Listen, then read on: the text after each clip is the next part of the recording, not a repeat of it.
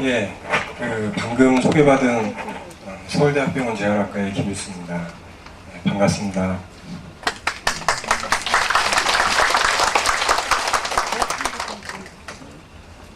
제가 오늘 여기서 표현한 것도 자리라고 그랬습니다. 강의가 아니고요.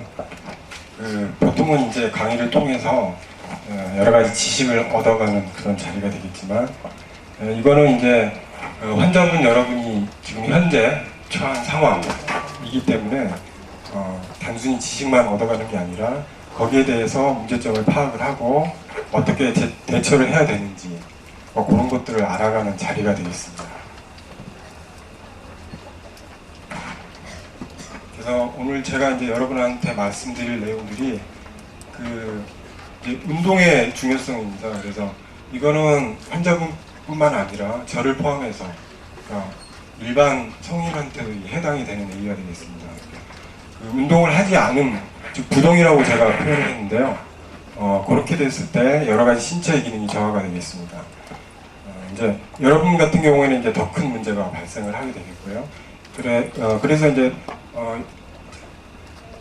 여기 표현을 해놨지만 여러 가지 장애들이 나타나게 되겠습니다. 이런 것들이 지금 현재 이런 증상이나 합병증이 있을 수도 있지만 물론 없는 환자분들 계실 겁니다. 이런 것들을 예방하기 위해서는 여러 가지 운동을 미리미리 지속적으로 하시는 게 매우 중요합니다. 그래서 이러한 부분들에 대해서 제가 오늘 말씀드리겠습니다.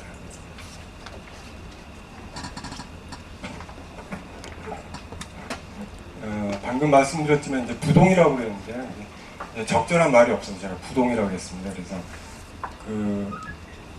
운동을 하지 않음, 즉 활동이 떨어지는 것을 위해서 이제 여러 가지 신체 기능의 저하가 나타날 수 있습니다. 그래서 제일 먼저 근골격계에 이제 여러 가지 문제점을 일으킬 수 있습니다. 보시면 우측에 있는 그림이 이제 무릎입니다. 무릎. 그래서 뼈가 이렇게 있고요. 그 다음에 근육이 있습니다. 근육과 그 다음에 이쪽으로 이제 인대, 연골판, 그 다음에 건 이런 것들이 있습니다. 그래서 먼저 근육에 대해서 먼저 살펴보면은 우리가 움직이지 않고 운동을 하지 않으면 대표적인 경우가 이제 침대에 누워서 지내시는 경우인데요. 그럴 때 일주일에 원래 자기 근육의 힘의 약 10% 내지 20%가 감소하게 됩니다. 그리고 이 문제점은 이 감소된 근력이 회복되는 데는 예를 들어서 일주일에 걸쳐서 한 20%가 감소됐다 쳤을 때 이게 다시 회복되려면 운동을 해도 최소한 2주를 해야지 근력이 회복이 되게 되겠습니다. 그래서 제일 좋은 방법은 평소에 운동을 하면은 이런 문제점들이 발생하지 않겠죠. 그리고 우리 몸을 살펴보면은 이제 뼈뿐만 아니라 여러 가지 구조물들이 처음에 이제 만들어진 상태에서 죽을 때까지 유지되는 게 아닙니다. 그래서 예를 들면은 이 뼈가 한번 만들어지면은 이게 계속 파괴, 생성이 이제 일정하게 규칙적으로 이루어져야지 아주 튼튼하고 건강한 뼈가 유지가 되게 되겠습니다. 근데 이제 그러한 뼈가 이제 일정하게 튼튼한 뼈가 생성이 되고 그러한 사이클을 만들어지기 위해서는 어떠한 자극이 필요합니다. 그 자극 중 가장 대표적인 것이 운동이 되겠고요. 즉 이제 뼈의 방향으로 어떠한 부하가 걸려야 됩니다. 이제 그러한 부하를 제공해주기 위해서는 이제 운동이 필요하겠죠.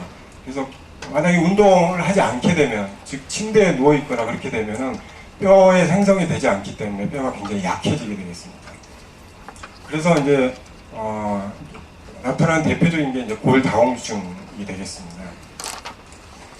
이거 자체는 증상은 없지만 이게 심해지면 이제 골절이 일어날 수도 있기 때문에 이거는 미리미리 운동을 함으로써 예방을 하는 게 제일 중요하게 되겠습니다. 그리고 이 관절 자체가 이제 근육이 짧아지고 여러 가지 인대 건들도 짧아지기 때문에 구축, 관절 운동 범위가 굉장히 줄어들게 되겠죠. 그런 문제점도 발생을 하게 되겠고요. 방금 뼈에서 제가 말씀드렸듯이 이런 뼈와 뼈를 연결해주는 인대나 근육과 뼈를 연결해주는 건 같은 경우도 어떠한 자극이 있어야지 이 강도가 유지가 됩니다. 무슨 얘기냐면은 이 건대도 한번 이러한 건 같은 경우도 한번 만들어지면은 이 끝까지 가는 게 아니고 이게 이제 어느 정도 파괴가 되고 생성이 되는 그런 사이클을 그리게 됩니다. 그래서 자극이 있어야지만 요 이제 사이에 여러 가지 섬유세포들이 자라나게 되고 그것들이 이 건의 방향과 일직선으로 평행하게 이렇게 배열을 해야지만 아주 튼튼한 건 또는 인대가 유지가 되는 것입니다. 그러니까 운동을 하지 않게 되면 이런 인대나 건 같은 게 약해지게 되겠죠. 이거는 그 파킨슨 환자뿐만 아니라 저를 포함한 여러 정상 성인한테도 해당이 되는 얘기가 되겠습니다. 그리고 두 번째로 중요한 게 이제 근골격계 말고 심혈관계에도 운동을 하지 않음으로써 여러 가지 문제점이 발생을 할 수 있습니다. 그래서 침대에 누워 계시는 경우, 즉 활동이 굉장히 떨어지게 되면은 여기서 안정시 심박수라고 제가 써놨는데요. 이거는 우리가 아무런 활동을 하지 않고 누워 있을 때 보통 뛰게 되는 심장의 박동수, 1분 동안의 심장의 박동수가 되겠습니다. 근데 이런 식으로 침대에 누워만 계시면 이틀에 심장 박동수가 1회씩 증가를 하게 되겠습니다. 그래서 만약에 장기적으로 이제 침상 생활만 하시게 되면 가만히 누워 있어도 심박수가 굉장히 많이 뛰게 되죠. 그걸 빈맥이라고 하는데요. 이런 것들이 발생을 하게 되고, 그 다음에 심박출량이라고 그러는데요. 이거는 심장이 한번 수축할 때 심장에서 뿜어 나오는 혈액의 양입니다. 이게 유지가 돼야 되는데 이런 것들도 감소를 하게 되겠고요. 그 다음에 마찬가지로 심장 크기도 10% 내지 20% 정도가 이제 감소를 하게 되겠습니다. 그리고 요거는 안정시에 이제 가만히 누워 있을 때도 심박수가 이렇게 증가를 하는데, 그거 말고 우리가 어떠한 일정한 강도의 운동을 할 때에 대해서 알아보면, 예를 들어서 3주 정도 우리가 침대에서만 생활을 했을 때 심박수가 분당 약 30회에서 40회 정도 증가를 하게 됩니다. 굉장히 빠른 속도로 어떠한 운동을 할 때 더 많이 필요하게 되는 거죠. 그러니까 이러한 경우에 예를 들어서 심장에 문제가 있으신 분들은 협심증 이런 것들이 유발할 수 있습니다. 그리고 아까 똑같은 얘기입니다. 이제 누워만 지내시면 이러한 문제들이 발생을 하고 이제 다시 또 운동을 하거나 그렇게 하면 이제 회복이 되는데요. 이 회복하는 속도가 2배가 걸립니다.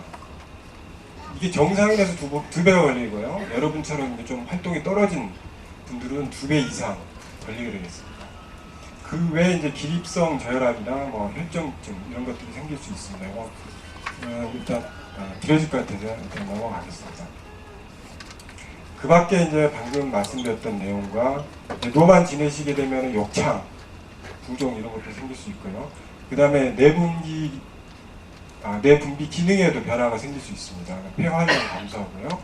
그리고 이뇨작용, 그러니까 소변을 많이 보게 됩니다. 이때 무기질이 이제 배설이 증가하니까 이런 것들 때문에 요석과 뭐 감염 이런 것들이 더 잘 생길 수 있습니다.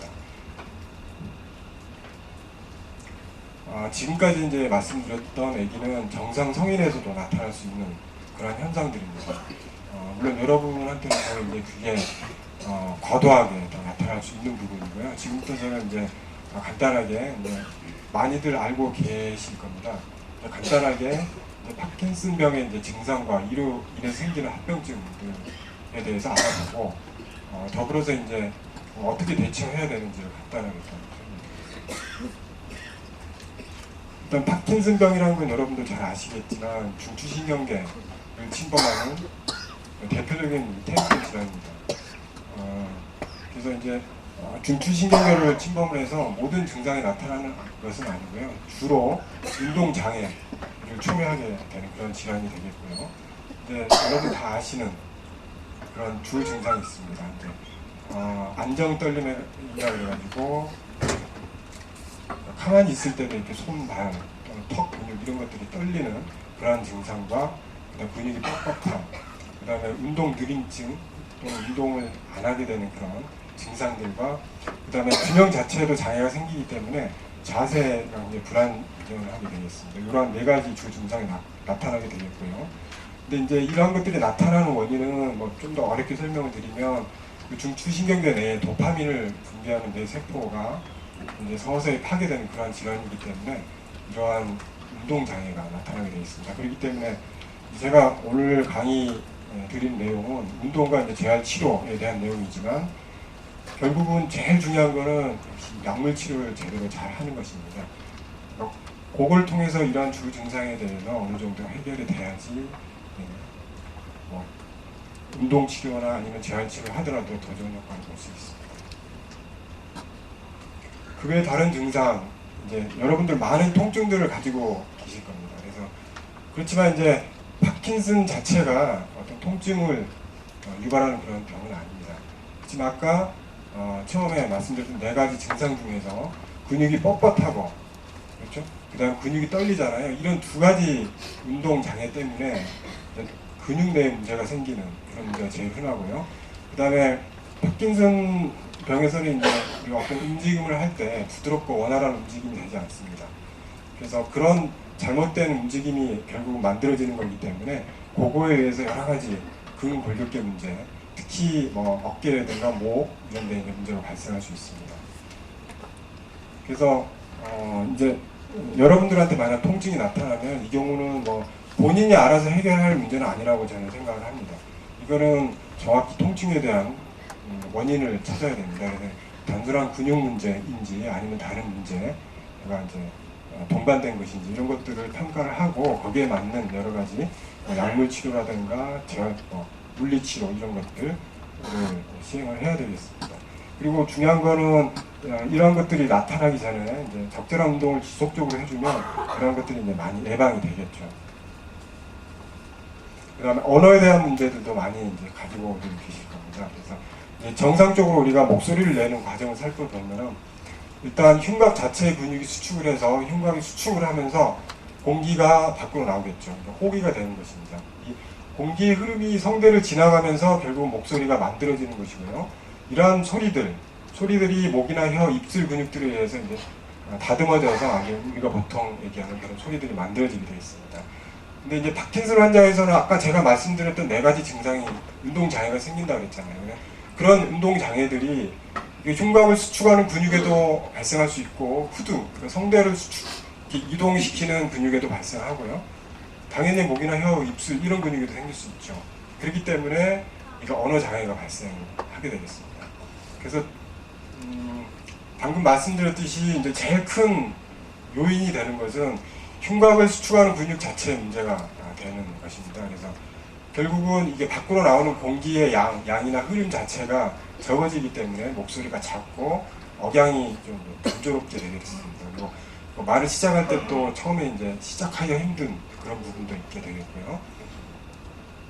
그리고 결국은 제가 계속 말씀드리지만 이런 운동 장애 때문에 생긴 거기 때문에 제일 좋은 대응 방안은 일단 약물 치료를 제대로 해야 되는 것입니다. 이거는 뭐 지금 여러분들 다 하고 계시는 것이기 때문에 이 부분은 여러분이 아마 신경을 안 써도 되겠지만 그 밖에 이제 언어 치료라든가 이런 것도 도움이 될 수 있습니다. 심호흡 운동, 그 다음에 발음 발성 훈련을 하는 것이고요. 간단하게 할 수 있는 걸 하면 노래 따라 부르기 뭐 이런 것들,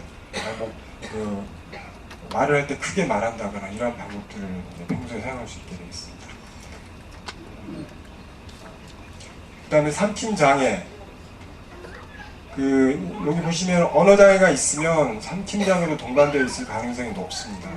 근데 이제 보통은 우리가 교과서적으로도 삼킴 장애는 굉장히 병이 나중에 엄청 진행한 다음에 생길 수 있다고 하는데 실제로는 그렇지 않은 경우도 있습니다. 증상으로는 음식물을 삼키기 어렵거나 음식물을 먹을 때 사례가 들린다거나 또 물을 먹고 난 이후에 목소리가 변한다는 그런 증상이 나타날 수 있습니다. 그리고 침이나 음식물을 흘릴 수 있다라는 게 볼 수 있습니다. 아까 왜 이런 게 생기는지는 목소리에 이제 발성 과정에 이상이 생기는 것과 똑같습니다. 삼키는 데에 관련된 근육 자체에도 운동 장애가 생기기 때문에 이러한 것들이 발생할 수 있습니다.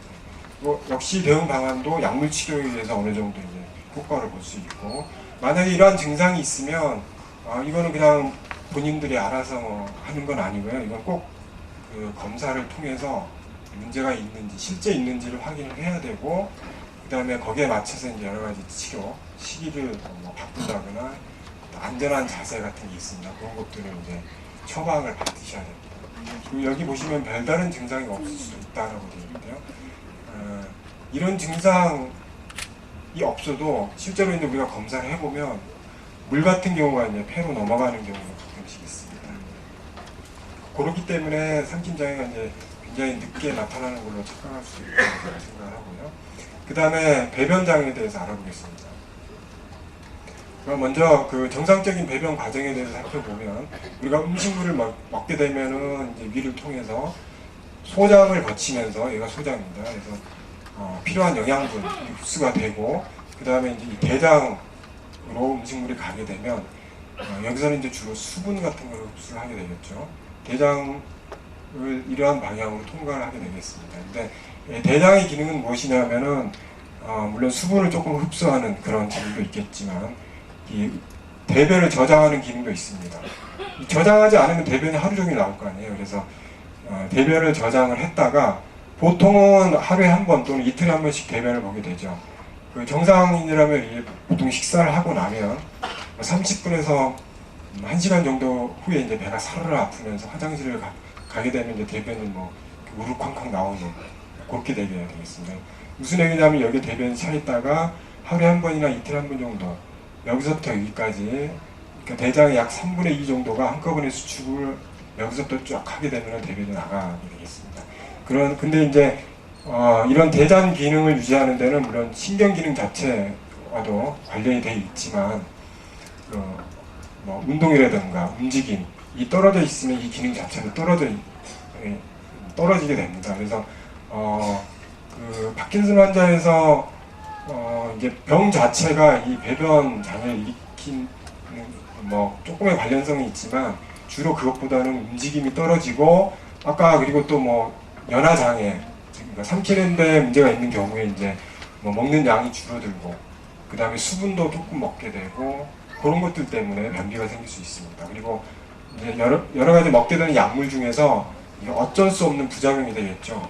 장 기능을 조금씩 떨어뜨리는 부작용이 있습니다. 그런 것들 때문에도 변비가 생길 수 있습니다. 그러면은 아마 이런 증상들은 많이 가지고 계실 겁니다. 그럼 어떻게 해야 되느냐? 그리고 반대로 해주면 되죠. 그래서 음식물을 자주 소량씩 자주 섭취를 하면 되겠고요. 그 다음에 수분 섭취를 잘 해야 됩니다. 근데 여기에는 조금 문제가 있습니다. 만약 그 연화 장애가 있을 때는 물 같은 경우는 폐로 넘어가는 경우가 꽤 있습니다. 그럴 때 연화 장애가 있는 경우에 뭐 식사량이 줄어든다 이런 거는 물론 이거에 대한 대응 방안을 찾기 전에 연화 장애에 대한 원인 평가와 적절한 치료를 받으셔야 됩니다. 그리고 이거는 섬유질의 섭취 증가 뭐 이런 약물도 나와 있기 때문에 도움이 많이 될 수 있습니다. 그리고 여기 이제 제일 중요한 얘기입니다. 그래서 일정한 배변 습관이 제일 중요합니다. 결국은 대장이라는 것이 대변을 저장을 했다가 일정한 시간에 이제 밖으로 내빼주는 그런 역할을 하는 것인데요. 이게 한 번 깨지면 회복하기가 힘듭니다. 무슨 얘기냐면 예를 들어서 이제 수분을 조금 섭취를 하거나 운동량이 줄어들어서 이 기능 수축 자체가 떨어져서 음식물이 여기 정체되어 있으면 수분을 많이 흡수하게 됩니다. 대변이 딱딱해지고 딱딱해지면 이 뒤에 있는 음식물도 통과를 잘 못하겠죠. 그럼 뒤에 있는 음식물도 마찬가지로 수분이 이제 흡수가 되니까 딱딱해지고 악순환이 됩니다. 그래서 중요한 거는 그 사람마다 틀립니다. 그래서 하루에 한 차례 아니면 이틀에 한 차례 정도 꼭 대변을 보는 습관을 들여야 됩니다. 대변이 잘 안 나올 때는 여러 가지 약물이라도 이제 도움을 받아서 대변을 보게끔 해야 됩니다. 말을 좀 원색적으로 썼지만 일정하게, 그죠? 꼭 대변을 보셔야 됩니다. 그 다음에 배뇨장애도 일어날 수 있습니다. 아까 이제 장에 대한 설명과 마찬가지로 정상 이 방광의 기능 중 하나가 소변을 여기 저장하는 그런 기능이 있습니다. 근데 이제 그 파킨슨병 자체에 문제가 되는 뇌 부위가 이제 이 방광 기능을 조절하는 부위와 연관성이 좀 있습니다. 그래서 어떠한 증상이 나타나냐면은 빈뇨, 급박뇨 이런 것들이 주로 나타나게 됩니다. 이게 무슨 얘기냐면 정상 성인은 보통은 이제 소변이 계속 차다가 한 300cc, 400cc 이렇게 차면 그때 이 압력이 신호가 돼서 이제 위로 신경 쪽으로 이제 전달이 돼서 다시 신호가 내려와서 방광배기 수축을 해서 소변이 나오게 됩니다. 근데 이제 과흥분성 방광이라 그래가지고 소변이 예를 들어서 100cc나 200cc만 차도 이 신호가 돌아 나옵니다. 그래서 이게 수축을 해서 소변을 뭐 1시간마다 본다거나 2시간마다 본다거나 소변 양도 적게 되겠고요. 그런 문제가 발생을 하죠. 근데 문제점은 계속 화장실을 가게 되면 이제 일상생활 하는데 문제점이 발생을 하겠죠. 이런 증상은 이제 주로 약물로서 치료를 해야 됩니다. 그러기 전에 실제로 방광 기능에 문제가 있는지를 확인하는 검사를 하고 거기에 맞춰서 내가 필요한 약물을 쓸 수 있게 되겠습니다. 이런 것들은 이제 환자분들이 뭐 알아서 하실 수 있는 문제는 아니고 이러한 증상들이 있고 생활하기가 힘들다 그럴 때는 이제 외래에 가서 이제 적절한 검사를 받아야 되겠죠. 지금부터서는 이제 제일 처음에 말씀드렸던 그런 운동을 하지 않음으로써 나타나는 여러 가지 부작용들 그리고 파킨슨 이 병으로부터 나타나는 여러 가지 운동 장애나 뭐 자세의 불안정성 뭐 이런 것들을 예방하고 있더라도 좀 더 좋아지게 하는 그런 운동이나 재활 치료에 대해서 제가 동영상을 통해서 보여드리겠습니다. 그래서 제일 먼저 보여드릴 것들은 이제 의자나 침상에서 침상에 이제 걸터 앉아가지고 어느 정도 앉은 자세를 유지할 수 있는 경우에는 다 시행할 수 있는 안전한 운동이 되겠습니다.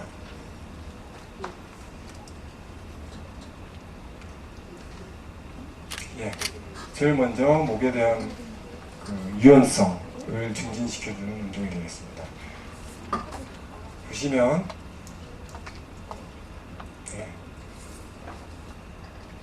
이제 손끝으로 턱을 밀죠. 밀면서 뒤로 밀게 되는데요. 이때 그 스트레칭이 되는 근육이 요 뒤에 근육입니다. 그래서 여러분 뒤에 만져보시면 두개골 머리뼈 밑에 근육들이 있습니다. 그래서 아주 작은 근육들이 있는데요. 그 파킨슨 환자의 이제 대표적인 자세가 이렇게 구부러지는 자세잖아요. 그렇게 됐을 경우에 이러한 근육들의 문제가 많이 발생을 합니다. 근데 이제 정상 성인에서도 이러한 근육의 문제가 발생을 하면 굉장히 아픕니다. 이 부위만 아픈 게 아니라 다른 부위로 통증이 방사가 됩니다. 그래서 특히 이 부위에 문제가 있으면 이쪽으로 두통까지 마치 두통으로 착각할 수 있는 이렇게 방사가 되는 통증이 나타날 수 있습니다. 그러니까 그런 것들이 나타나기 전에 예방을 하기 위해서는 이러한 운동들을 꼭 해줘야 됩니다. 그리고 이 보시면은 쭉 했던 턱을 밀게 되잖아요. 밀 때 자. 최대한 여기가 스트레칭이 됐을 때 이때 한 5초 정도 유지를 해야지 효과가 나타날 수 있습니다.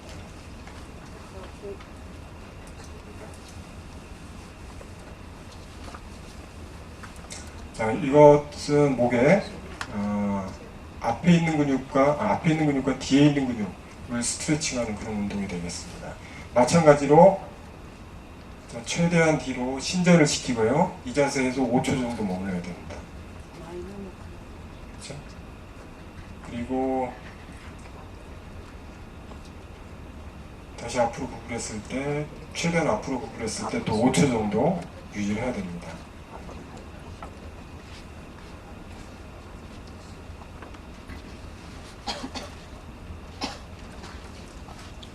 자, 여기 보시면 이 근육이 뭐 튀어나와 보이는 근육이 있죠. 양쪽에 이런 근육들이 두 개가 있습니다. 그래서 이 근육은 굉장히 중요한 근육입니다. 그래서 이게 문제가 발생을 하게 되면 목이 이렇게 기울어지는 사경이 발생할 수도 있습니다. 그런 걸 예방하기 위해서 평소에 이런 운동을 해야 되겠죠. 그래서 지금 이쪽으로 이렇게 고개를 돌릴 때는 이 근육이 수축을 해서 이쪽 근육을 스트레칭을 해주게 되겠습니다. 그래서 양쪽 방향으로 번갈아 가면서 해야지 이제 스트레칭이 되게 되겠죠. 마찬가지로 최대한 고개를 이쪽으로 돌렸을 때 여기서 한 5초 정도 머물러야지 이 스트레칭에 대한 효과가 최대화가 될 수 있습니다. 이제 반대 방향으로 또 돌려서 마찬가지로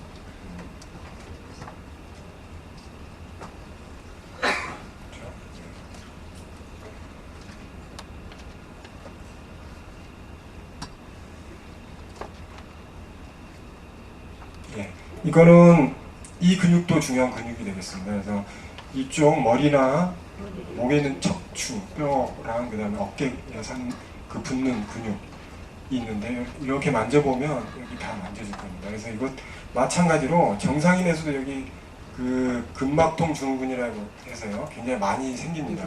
결국 근육의 문제인데요. 특히 파킨슨 환자에서 많이 생길 수 있죠.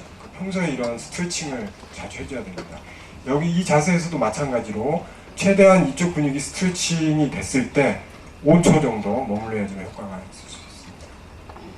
반대편으로 마찬가지로 최대한 스트레칭이 됐을 때 보통 이 정도 되면은 약간 뻐근한 느낌이 듭니다. 거기서 5초, 최소 5초입니다. 머물러야지 효과가 있을 수 있습니다. 다음은 이제 어깨와 몸통에 대한 스트레칭이 되겠습니다. 자, 이 자세에서 이 운동은 단순하게 근육만 스트레칭하는 운동이 아닙니다. 팔을 양옆으로 벌리면서 숨을 깊게 들이마셔야 됩니다. 그러면은 아까 호흡 운동도 되고요. 흉곽이 확장되기 때문에 아까 얘기했던 언어 장애에도 그런 걸 늦춰준다거나 예방할 때 도움이 되는 그런 운동이 되겠습니다.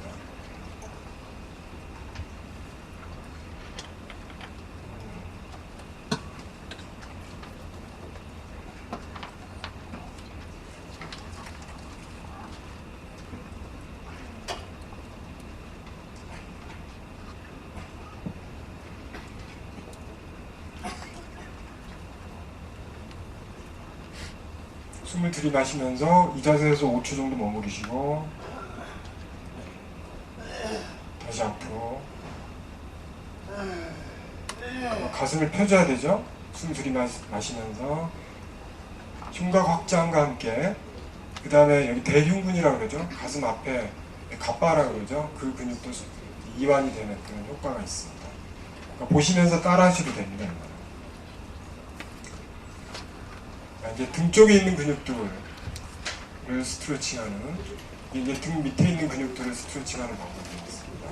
이제 스트레칭이라고 했지만 이런 근육들이 수축을 하기 때문에 일종의 근력도 유지시켜주는 그런 효과도 같이 있을 수 있습니다. 여기서 5초 머물렀다가 마찬가지로 내쉬고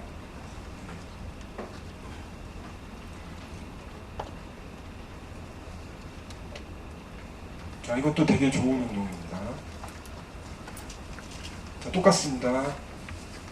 숨 들이마시고요. 이럴 때 5초간 멈췄다가 다시. 너무 빠르죠? 이건 제가 이제 동영상 찍는 시간이 좀 문제가 되기 때문에 여기서 5초 정도 머물렀다가 자, 숨을 내쉬고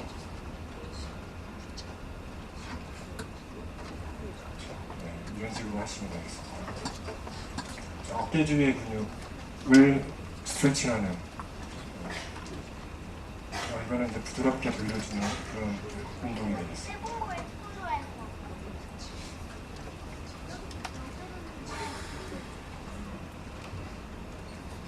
이 책자에도 나와 있는 그런 운동 같습니다. 자, 이런 자세에서 숨을 깊게 들이마시면서 숨 들이마시면서 여기서 멈췄다가 다시 이렇게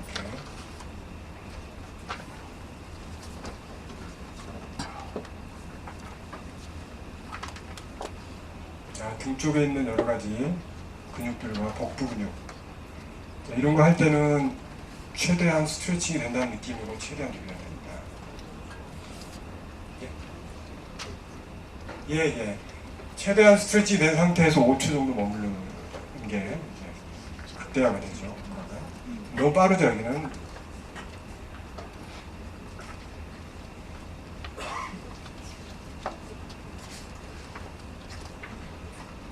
아까 그것도 좋은 운동입니다. 여기 파킨슨 환자한테는 정말 좋은 운동입니다. 여기서는 앉아서 하지만 이제 의자에 걸터서, 침상에 걸터서 할 수도 있겠죠. 이게 뒤를 보여드리려고 그냥 이렇게 앉아서 제가 찍었어요. 펄처럼 등을 완전히 뒤로 휘게 하면서 마찬가지로 숨을 깊게 들이마시는 옆으로 보는 모습. 숨 깊게 들이마시고 이 자세에서 또 5초 정도 머무르시고 목도 뒤로 신전시키고요. 여기서부터 여기까지를 이렇게 휘어지게 최대한 숨을 깊게 들이마시면서요.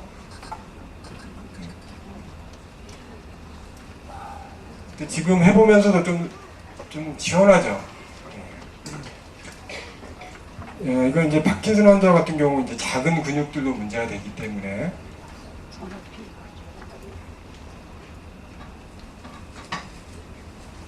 그렇죠. 뭐 어렵지 않은 운동입니다. 자, 그리고 이제 다리로 내려와서 여기서 5초 머물러야죠. 5초 이상 머물러도 됩니다. 최대한 머무를 수 있을 때까지 머물러도 되고요.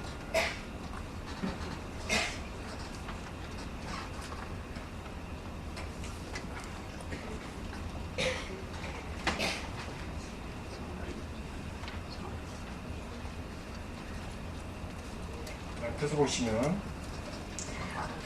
이 근육이 수축을 하고 이 앞에 근육들은 이완이 되죠. 스트레칭이 되겠죠. 그렇기 때문에 이 상태에서 멈춰야 됩니다. 5초 정도. 뻐근한 느낌 들 때까지 최대한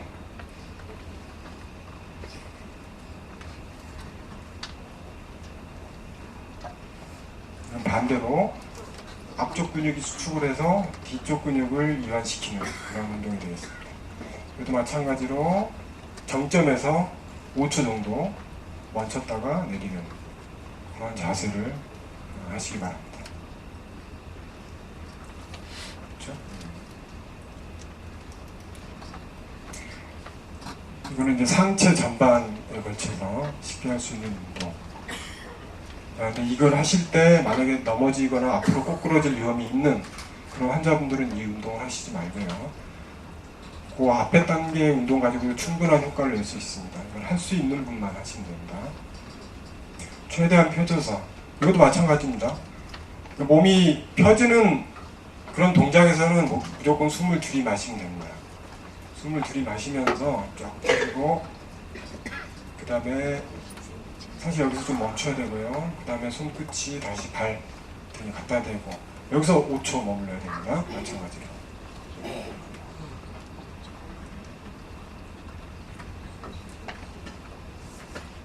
지금까지는 이제 의자나 침대에 이렇게 걸터 앉아가지고 할 수 있는 운동. 그래서 앉는 자세가 어느 정도 유지만 되면 다 할 수 있는 운동입니다. 그 다음이 이제 매트리스라고 그러죠. 밑에다가 매트리스를 깔아놓고서 할 수 있는 운동에 대해서 알아보겠습니다. 이거는 이제 기능이 굉장히 많이 떨어져 있는 환자분도 시행할 수 있는 간단한 운동이 있습니다. 무릎 세우기입니다. 자, 똑바로 누운 상태에서 다리 들기. 한쪽 다리를 올려놓고 운동을 하고자 하는 다리는 이쪽 다리입니다. 들어서 멈춰야 됩니다. 그렇죠? 근력 운동이 되겠습니다. 그래서 근육의 힘을 길러주는 운동이 되겠습니다. 쉬울 것 같지만 해보면 땀이 좀 납니다.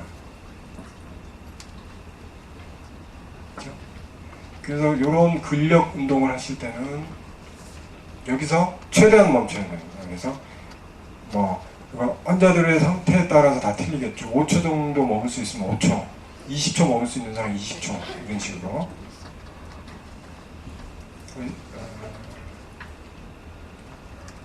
자, 똑같이 엎드려 똑바로 누운 자세에서요. 엉덩이 들어 올리기. 이 상태에서 멈춰야 됩니다. 최대한 멈춰서 근력을 증진시켜줄 수 있습니다. 이것도 되게 좋은 운동입니다.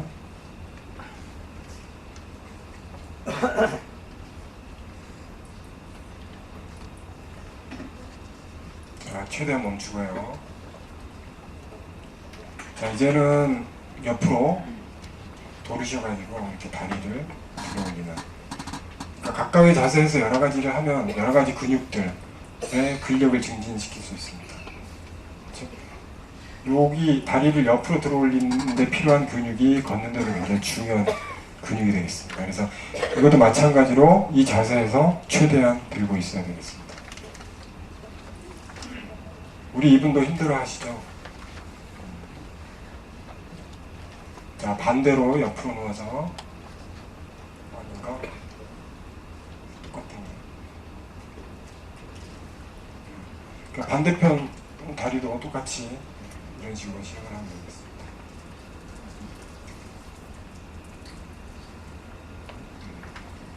이거는 이제 엎드려서 이런 식으로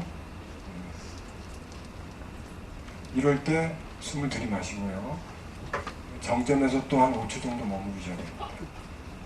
이거는 일종의 이제 유연성의 스트레칭하는 그런 운동이 되겠습니다.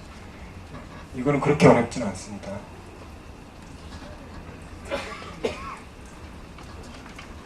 자, 이제는 아까는 팔꿈치까지 해서 딱 폈는데 이제 전체 팔을 다 피게 되죠. 쉽지 않습니다.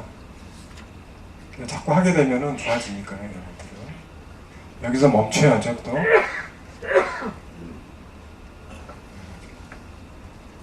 여기서 최대한 멈췄다가. 근데 이제 허리에 통증이 있는 경우에는 요거는 하시면 안 되고요. 통증이 있을 때는 아까 통증은 좀 외래를 봐야 된다 그랬죠. 병원을 와서 원인을 찾고 이런 운동을 해도 되는 건지 확인한 다음에 해야 되겠죠. 그리고 고난이도, 그러니까 기능이 좋으신 초기 파킨슨 환자분들은 이런 것들도 시도를 해볼 수 있습니다. 이게 이제 강아지 등 자세죠. 이 자세에서 멈췄다가 쭉 골반까지 기울이죠, 이렇게. 여기서 최대한 멈췄다가 다시 강아지 자세로 목도 뒤로 완전 활처럼 이렇게 안 되죠. 여기서 머물렀다가 다시 올리고.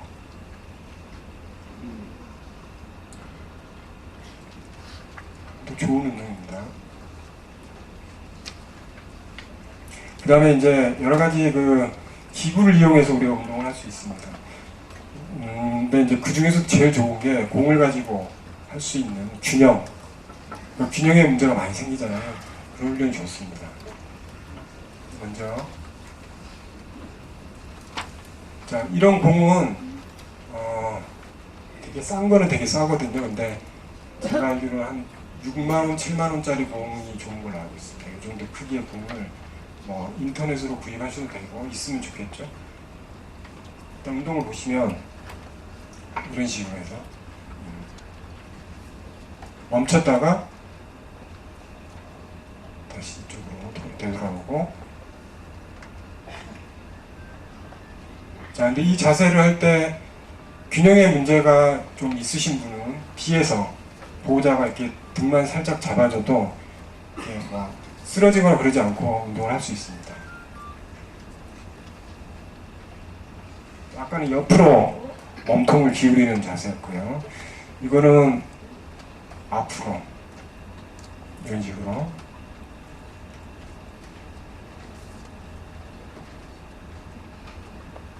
그렇죠? 앞으로 최대한 갔을 때 좀 멈춰주고요. 앞으로 넘어지는 환자는 이거는 하시면 안 되죠. 자,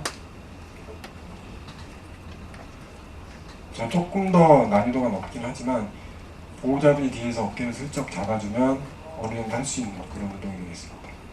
사실은 이거는 이제 우리 정상 성인들도 하는, 그리고 요통이 있는 환자한테도 하는 운동이 되겠습니다. 골반 자체를 뒤로 완전히 빼죠. 엉덩이를 뺐다가 앞으로 이렇게 했다가.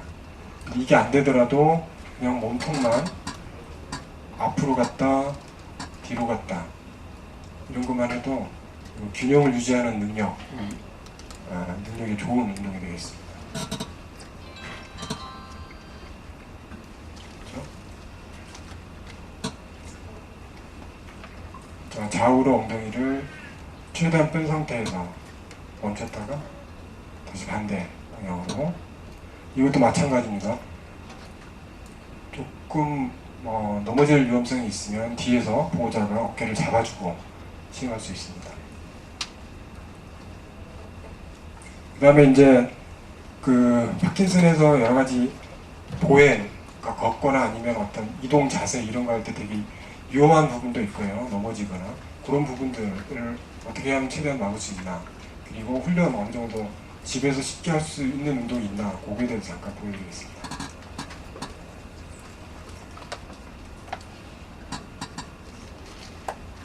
자, 의자에서 일어서기 자세. 자, 의자에서 일어설 때 여기 이 동영상에서 나와 있지 않지만 먼저 앞으로 살짝 나와야 됩니다. 뒤에 엉덩이 완전히 들어가 있는 상태에서 바로 일어서시면 위험하고요. 엉덩이를 앞으로 좀 빼고, 그 다음에 다리를, 그러니까 발을 최대한 몸쪽으로 붙이셔야죠. 이쪽으로 붙이고, 그 다음에 상체를 앞으로 기울이면서 부드럽게 일어서셔야 됩니다. 다리의 힘을 이용해서 손을 쓰지 말고요. 이렇게 내려갈 때는 반대로 하시면 됩니다. 다시 한번 보세요. 이런 자세들 되게 중요하죠.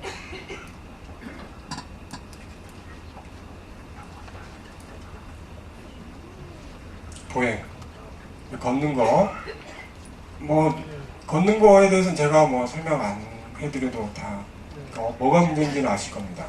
그래서 그런 문제점들을 좀 늦춰주거나 좋아지게 하려면 이런 식으로 걸어야 됩니다. 무슨 얘기냐면 발을 충분히 들고, 그 다음에 이 한 걸음의 넓이가 굉장히 넓어야겠죠.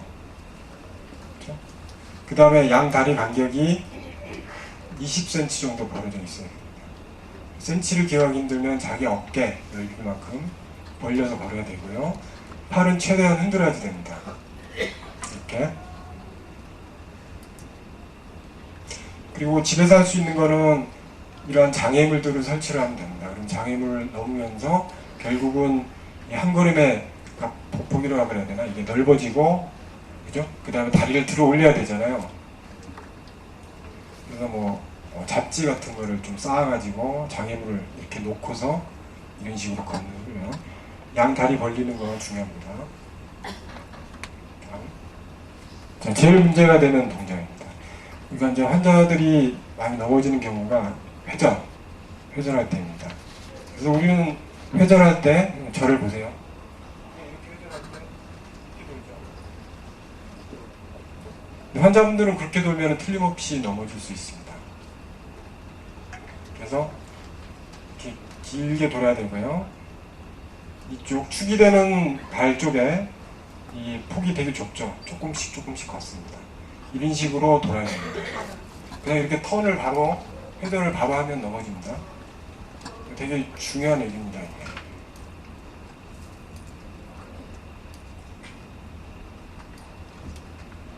아시겠죠?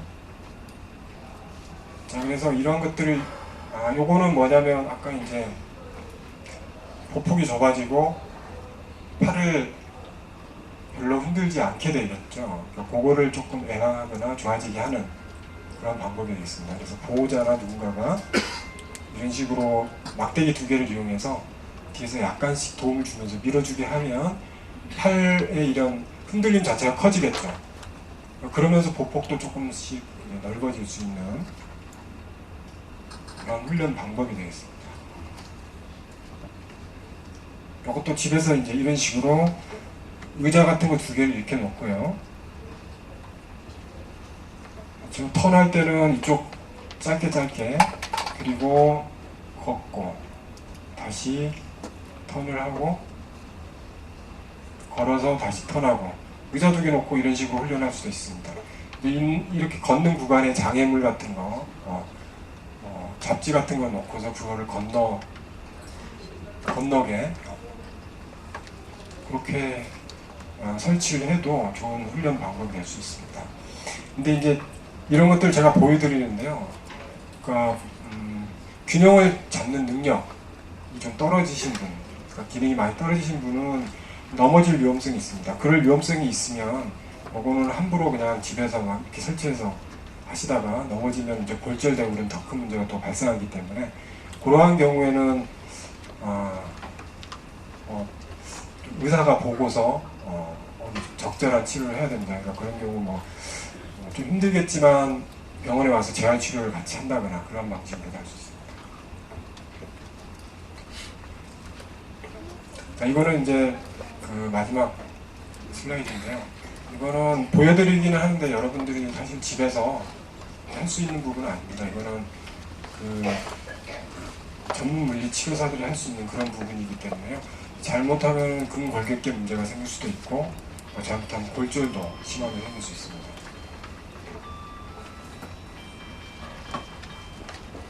지금 이제 어깨 관절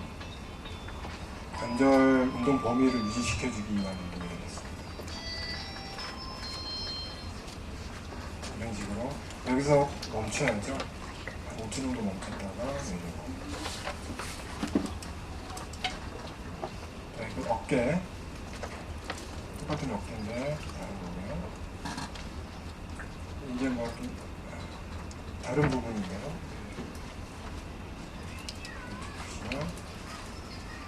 이 자세는 왔다 갔다 그러니까 어깨 회전 운동에 관련된 운동 범위를 유지시켜주는 그런 운동이 되겠습니다.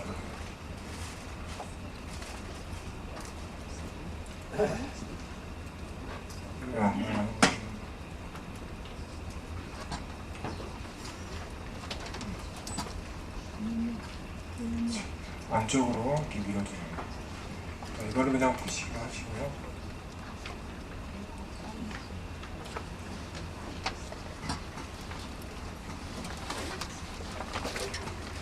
고관절 이런 식으로 나오죠.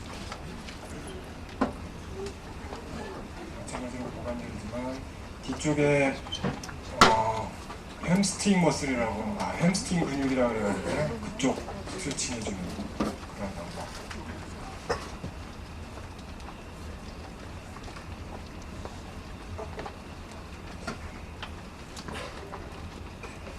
잘 바깥으로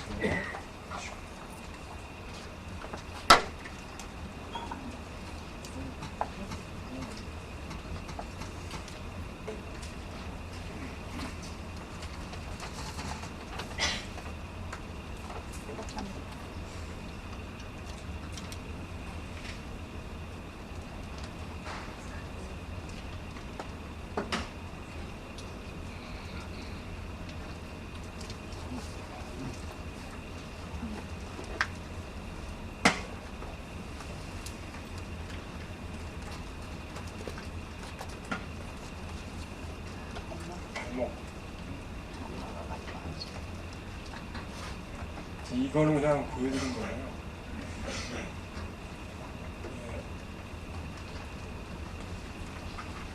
예. 오늘 자리는 제가 여기까지 준비했습니다.